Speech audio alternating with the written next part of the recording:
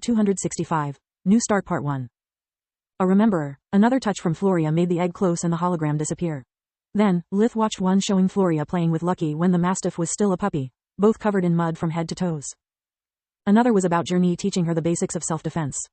It's how mages store their precious moments. Why did you never show them to me before? Lith's doubts were turning into a suspicion. Because those are my private moments. Floria fiddled with her hair while she was staring at the ground, incapable of looking him in the eye out of embarrassment. I didn't share them even with my sisters. Okay, let's cut to the chase. Lith closed the rememberer, resisting the temptation to pry further in her life. Are you jealous?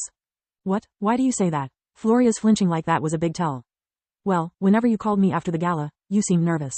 You have always liked to keep some boundaries, to go slow and steady, yet now you are offering me to sleep here and sharing all this stuff. Sounds desperate? She completed the phrase for him. No, I was going to say, out of character. Oh, Floria blushed up to her ears. She wished for the ground to swallow her whole, but the carpet remained still.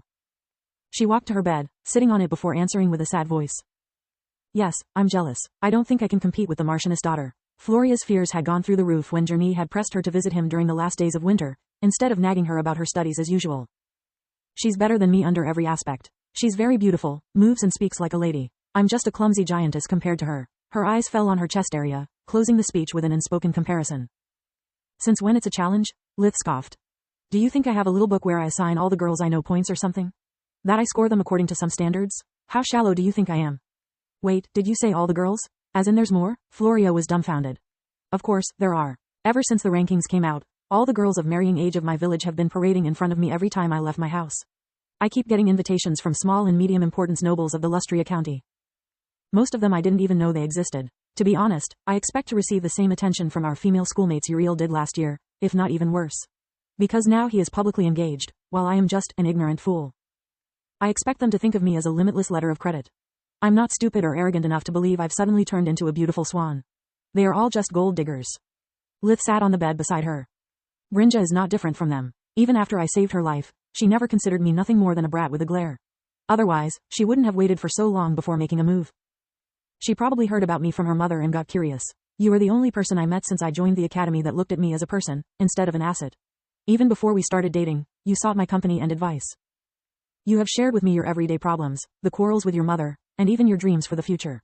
Lith swept the hair that was covering Floria's face before starting to caress her cheek. I wouldn't have ever accepted to go out with you otherwise, not even if you were the most beautiful girl in the world. Are you saying I am not? Floria had suddenly found her spunk back, hitting him with a cushion. Your words, not mine, remember? The mood while they walked toward the fifth-year lecture hall was completely different from before. Floria hummed the whole time, without forcing herself to be clingy or flirty. Not even when several girls looked at him like they saw Lith for the first time, giggling and trying to strike up a conversation with him managed to ruin her high spirits. Especially because he dismissed them every time with a growl. Lith had no time to waste in pleasantries and hated leeches ever since his time on Earth. He still vividly remembered all those that thought him being parentless was cool, who had attempted to make him waste his hard-earned money for their own gain. The lecture hall was identical to the fourth-year one, but even with all the students attending the first compulsory lesson, more than half the seats were empty. When the second gong rang, Headmaster Linhose entered the room, closely followed by Professor Farg. Welcome back, my dear students. Linhose's face was still long and unattractive, but he seemed to have turned into a different man.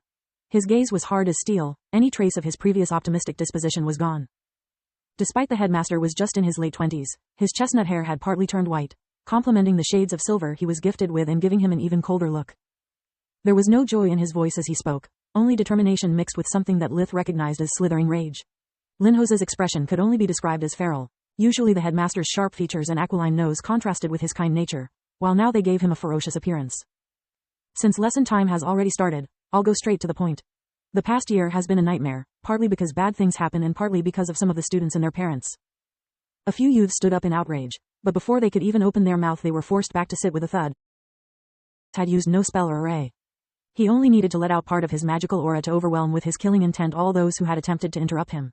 The power released by the headmaster was so strong that everyone present who didn't attend a combat specialization or wasn't part of Lith's group found themselves shivering in fear. So many troubles could have been avoided if some of you had the decency to leave politics outside the castle walls. So many would be still alive if not for blind pride and stupid prejudice tainting young minds like poison. Most of the perpetrators have been arrested at this point, others I have just expelled.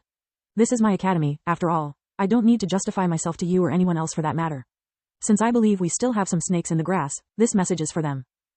The party is over. With a snap of his finger, Linhos made a guilty ballot appear in front of every student. To use it or not is up to you, but I strongly believe it's better to have it and not need it rather than to not have it and need it. Now imprint it with your mana. A few students stood up again. This time Linhos did nothing to stop them.